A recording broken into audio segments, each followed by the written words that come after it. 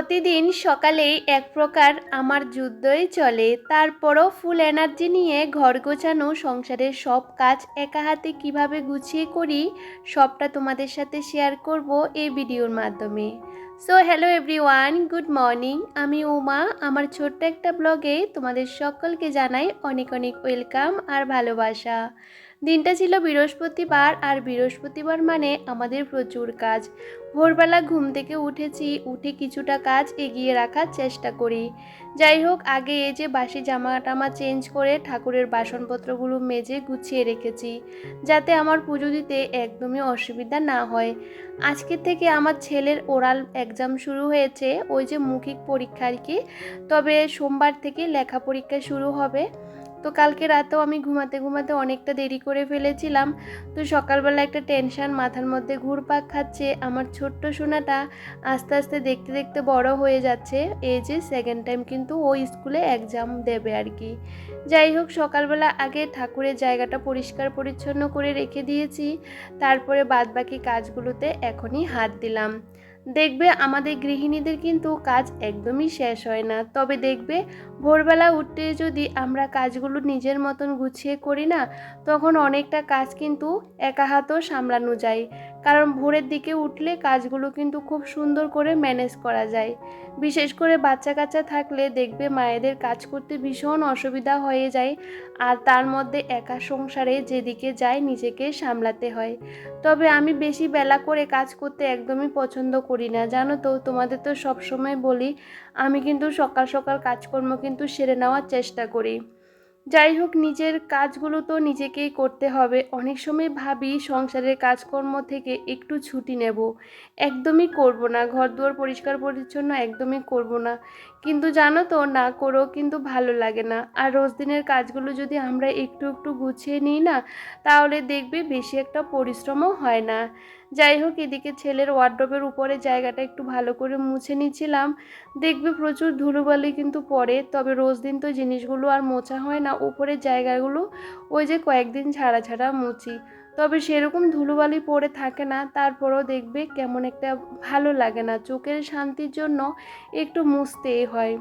ছেলে ঘুমাচ্ছে, যেহেতু এখন অনেকটাই সকাল, সে কারণে কি বলতো, আমি ভাবলাম চলো আগে এই ঘরটা গুছিয়ে নিই।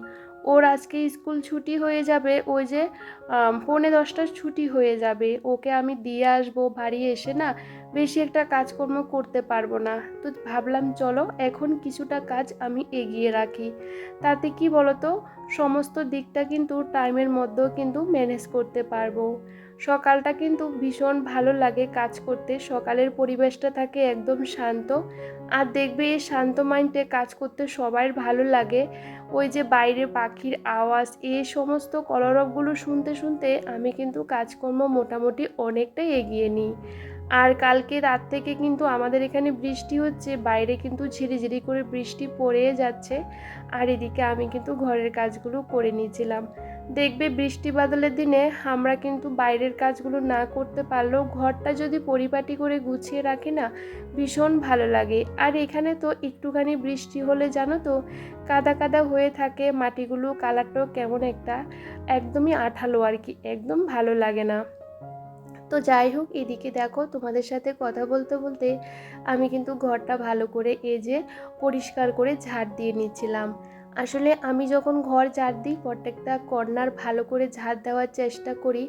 বিশেষ করে কি বলতো, ঘরটা ভালোভাবে ঝাড় দিয়ে নিলে না ঘরটা মুছতেও কোনো রকম অসুবিধা হয় না।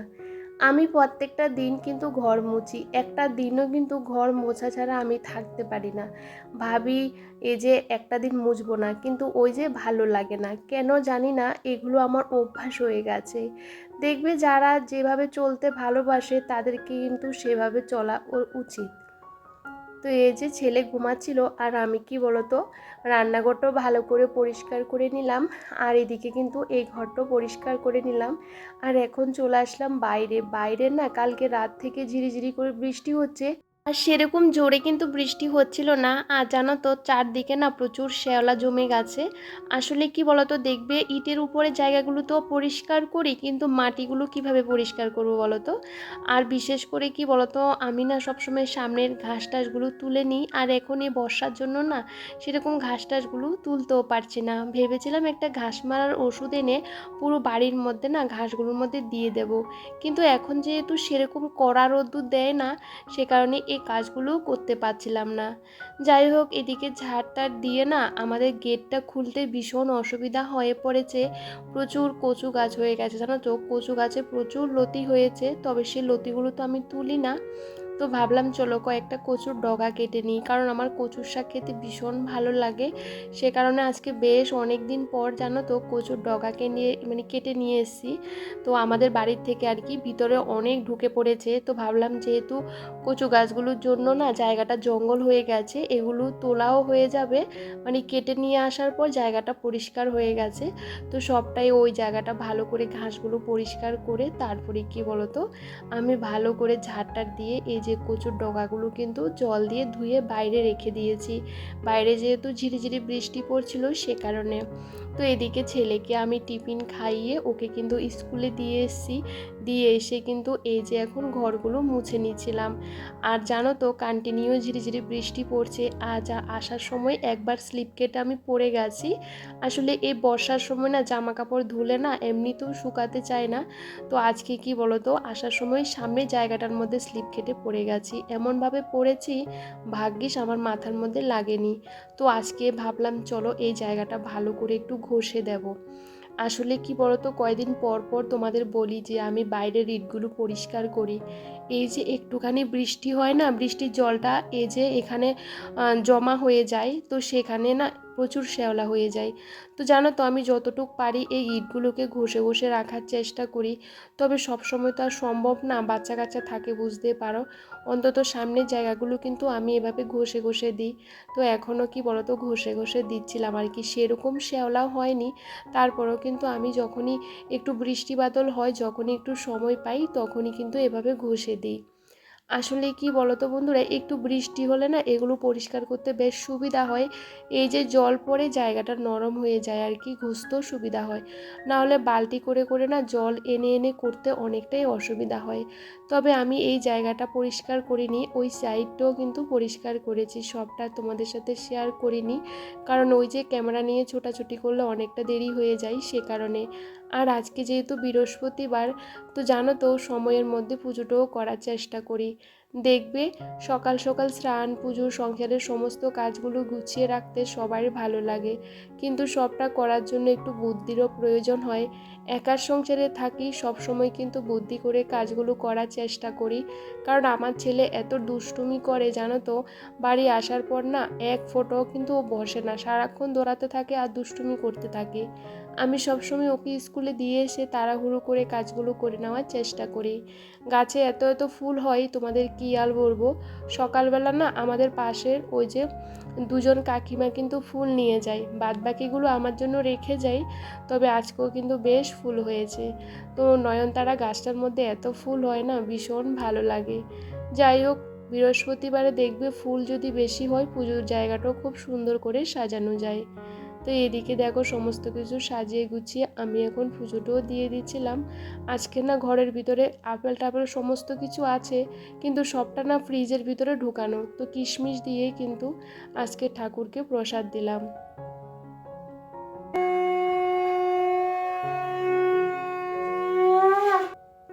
তবে যাই হোক একটু ধুনো দিয়ে দিই, কারণ বৃহস্পতিবারে চেষ্টা করি একটু ধুনো দিতে। আর জানো তো ধুনো দিলে ভীষণ ভালো লাগে।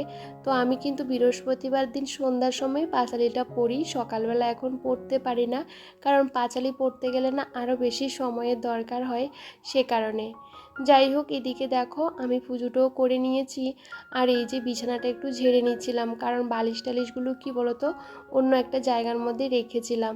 সকালবেলা তো বৃষ্টি হচ্ছে বাইরে, আর একটু রোদ দিলে আমি সবসময় বাইরে নিয়ে বালিশগুলো দেওয়ার চেষ্টা করি। আর সকাল থেকে জানো তো এক ফোঁটা বসার কিন্তু সময় হয় না। এটা প্রত্যেকটা বাড়ির বউরে এরকম করতে হয়, একটা কাজের পর না একটা কাজ কিন্তু হাজির হয়। এদিকে জানো তো টাইমের মধ্যে যদি আমরা কাজগুলো করে নিতে পারি না, হাতেও কিন্তু অনেক সময় পাওয়া যায় এক্সট্রা কাজগুলো করার জন্য। আমি একা থাকি জানো তো, তারপরও না আমি কাজকর্ম শেষ করতে পারি না। মনে হয় একটা কাজের পর একটা কাজ কিন্তু হাজির হয়। তারপরেও চেষ্টা করি প্রত্যেকটা কাজ গুছিয়ে তারপর একটু রেস্ট করতে। তো সকাল থেকে আজকে এখনও কিছু খাইনি। সবসময় বৃহস্পতিবার দিন চেষ্টা করি স্নান পুজো করে তারপরে ওই যে কিছু একটা খাবার খেতে। তবে এখন আর কিছু খাবো না, আগে ছেলেকে নিয়ে আসবো। এদিকে কিন্তু প্রায় 9:30 মতো বেজে যাচ্ছে, কারণ ছেলের স্কুল ছুটি হবে ওই যে 10:45। তো এই মুহূর্তে কিছুটা সময় চলে গেছে, বাড়ি আস্তে আস্তে আমি 10টা বেজে গেছে। তো আসার পর কি বলতো, ছেলেকে আমি বসিয়ে দিয়েছি। আর সকালবেলা ব্রেকফাস্ট কিছুই বানাইনি, তো ভাবলাম ছেলে যদি স্কুল থেকে আসে না, ওকে কিছু একটা দিতে হয়। তো আজকে আর কি বলতো ফল টল কিছু দিইনি। স্কুলের টিফিনে যে ফলটা দিয়েছি সেটা স্কুলে আর খাওয়ানো হয়নি, সেটা বাড়ি এসে ও বসে বসে খাচ্ছিল, কারণ স্কুলে তো পরীক্ষা চলছে সে কারণে আর দেয়নি আর কি। তো ভাবলাম কালকে থেকে আর টিফিন দেব না, বাড়ি আসার পর ওকে কিছু একটা খেতে দেব। আলুর পরোটা আমার ছেলে খেতে ভীষণ পছন্দ করে, সে অনুপাতে আমি জিনিসপত্র বানানোর চেষ্টা করি। যেহেতু পছন্দ করে তো ভাবলাম চলো একটু আলুর পরোটা করে নিই। আর যেহেতু আমি খাবো সে কারণে তেলটা না একটু কম কম করে দিয়ে আমি ভাজার চেষ্টা করি। আর এটার মধ্যে করলে না একটু তেল কম দিয়েও কিন্তু খুব সুন্দরভাবে করা যায়। আলুর পরোটা খেতে আমিও পছন্দ করি, আমার হাজব্যান্ড আমার ছেলেও পছন্দ করে। তবে আমি না সেরকম বেশি একটা খাই না, সবসময় অল্প খাওয়ার চেষ্টা করি আর কি। তো যাই হোক, এদিকে দেখো আলুর পরোটাগুলো হয়ে গেছে। আর 2 পিস রেখে দিয়েছি ওকে বিকেলবেলা খাওয়াবো সে কারণে। আর এই যে আমি শসা নিয়ে নিয়েছি আর ছেলেকে একটু সস দিয়ে খাওয়াবো। তবে চলো খাওয়া দাওয়াটা সেরে নিই। আর জানো তো খাওয়া দাওয়া করে কিন্তু এই যে রান্নাটা বসিয়ে দিচ্ছিলাম, আমি আগেই কিন্তু কচু ওই যে ডগাগুলো কেটে রেখেছি, এখনও এগুলোকে ভালো করে কাটা হয়নি আর কি, কাটবো। তো ভাবলাম একদিকে ভাত বসিয়ে দিই আর একদিকে মাছ ভাজা বসিয়ে দিই। আর এদিকে কিন্তু আমি কচুর ডগাগুলোকেও কিন্তু কেটে নিচ্ছিলাম। আর এদিকে আজকে আলু দিয়ে মাছ দিয়ে রান্না করব ছেলের জন্য, সে কারণে সবটা রেডি করে নিচ্ছিলাম। রান্নাবান্না করতে দেখবে বেশিক্ষণ সময় লাগে না, যদি আমরা সমস্ত কিছু যদি আগে থাকতে গুছিয়ে রাখি, প্ল্যান করে রাখি যে কিভাবে রান্না করব, আর দেখবে তাড়াতাড়ি হয়েও যায়। তো দেখো আমি এক এক করে মাছগুলো ভেজে নিয়েছি। আর এদিকে কড়াইতে কি বলতো আলুটা ভেজে এই যে মাছগুলো দিয়ে দিয়েছি। একদমই হালকা পাতলা করে মাছের ঝোলটা করছি ছেলের জন্য আর কি, লঙ্কা টঙ্কা কিছুই দিইনি। আর জানো তো এই মাছগুলো খেতে এত টেস্টি, তোমাদের কি বলবো, মাছটার নাম আমি যদিও বা জানি না। এখন তো আমি মাছ বাজার করি, তবে মাছের নাম না আমি সেরকমভাবে জানি না, শুধু রুই কাতলা এগুলোর নামটাই জানি, ও ইলিশ কিছু কিছু মাছের নাম জানি, কিন্তু পুরো মাছের নাম জানি না। তো এই মাছটা না ভীষণ টেস্টি। তো মাছের মাথাটা দিয়ে মানে কি বলতো আমি কচুর শাকটা করেছি, আর কচুর শাকটা এত ভালো হয়েছে। এমনিতেও আমি কচুর শাকটা না ভীষণ ভালো খাই, তারপরে মাছের মাথাটা যেহেতু এত টেস্টি, দেখবে মাছ যদি ভালো হয় না তো সেই তরকারিটাও কিন্তু বেশ ভালো হয়। তো যাই হোক, কালকের একটু মাছের তেলও ছিল, তো সেটাও কিন্তু গরম করে রেখে দিয়েছি। তবে যাই হোক, রান্নাবান্না করার পরও কিন্তু আমাদের গৃহিণীদের রান্নাঘরে অনেক কাজকর্ম থাকে, যেরকম রান্নাঘর গোছানো, থালা বাসন ধোয়া, সমস্ত কাজগুলো কিন্তু পরিপাটি করে গুছিয়ে রেখেছি। যদিও বা এই কাজগুলো প্রত্যেকটা দিন করতে হয়। তবে চলো বন্ধুরা, আজকে ব্লগটা এখানেই শেষ করছি। আর আজকে ব্লগটা তোমাদের কেমন লাগলো কমেন্ট করে জানাতে একদমই ভুলো না। তাহলে আজ আসি, সবাইকে টাটা।